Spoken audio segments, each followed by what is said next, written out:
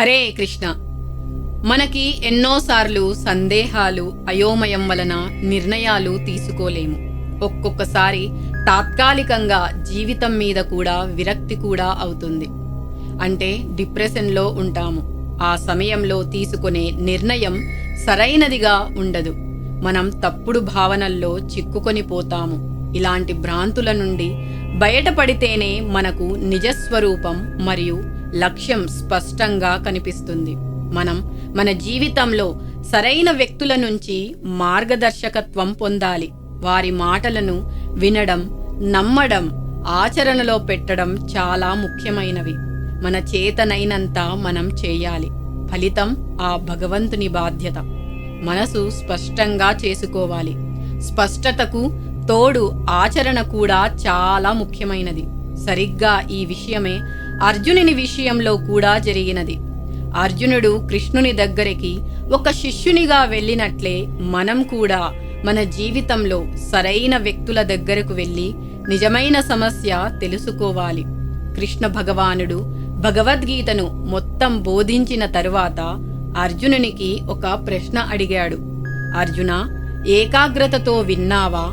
నీ యొక్క అజ్ఞానము, మోహభ్రాంతి పోయిందా అని. అప్పుడు అర్జునుడు భగవద్గీత 18వ అధ్యాయం 73వ శ్లోకంలో ఈ విధంగా పలుకుతున్నారు.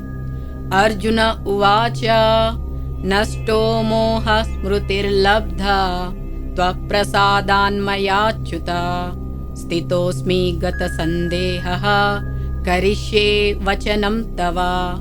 అంటే అర్జునుడు, ఓ అచ్యుత, నీ కృపతో నా మాయ తొలగిపోయింది. నాకు స్పష్టంగా అర్థమైంది. ఇప్పుడు నాకు ఎటువంటి సందేహం లేదు. నేను నీవు చెప్పినట్లు చేస్తాను అని అన్నారు. కృష్ణుడు అడిగినప్పుడు అర్జునుడు, నీ కృప వల్ల నా అజ్ఞానం పోయింది. విషయాల నిజస్వరూపం నాకు పూర్తిగా అర్థమయ్యింది. నా సందేహాలు అన్నీ తొలగిపోయాయి. ఇప్పుడు నేను నీ మాటలు పాటించడానికి సిద్ధంగా ఉన్నాను అన్నారు. అన్ని జీవులు, దేవతలు మరియు మనుషులు తమ శరీరాన్నే స్వరూపంగా భావిస్తూ తాము చేసే పనులకు వారే స్వతంత్రులమని అనుకుంటున్నారు. మనుషులు దేవతలను పూజిస్తారు.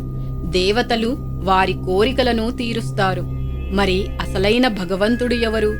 ఇంకా ఇక్కడ అర్జునుడు ఇలా పలుకుతున్నారు. నేను ముందు అజ్ఞానంతో ఉన్నాను. ప్రకృతి ఈ లోకానికి కారణమని, పరమేశ్వరుడు గుణరహితుడు, ఆకారరహితుడు అని అనుకున్నాను. కానీ నీ బోధనల వల్ల నా ఆ భ్రమ అంతా పూర్తిగా తొలగిపోయింది. ఇప్పుడు నాకు నీ నిజస్వరూపం స్పష్టంగా అర్థమైంది. నీవు రూపవంతుడు, శక్తివంతుడు, జ్ఞానానందమయుడవు, సర్వజ్ఞత, సర్వశక్తిత్వం, సత్య సంకల్పం వంటి సద్గుణాల మహాసముద్రం, భక్తుల బంధువు అయిన సర్వలోకాల అధిపతిగా ఉండే యజమానివి. జీవుల కర్మల ప్రకారం ఈ బ్రహ్మాండంలో భిన్నమైన శరీరాలను నీ సంకల్పంతో జీవ, కాల, ప్రకృతి శక్తుల ద్వారా సృష్టించగలవాడవు. భక్తుడి నిస్వార్థ ప్రేమకు గుణదాసుడై ఆ భక్తునికు నీకు నీవే స్వయంగా ఇచ్చుకునేవాడవు. ఈ విధమైన భగవంతుడు నీకంటే ఇంకెవరు ఉంటారు? నీవు వసుదేవుని కుమారుడిగా, నా మిత్రుడిగా వెలుగుతున్నావు. అందుకే నేను నీకు శరణు వేడుతున్నాను. నీవు ఎప్పటికీ నన్ను విడిచిపెట్టవు.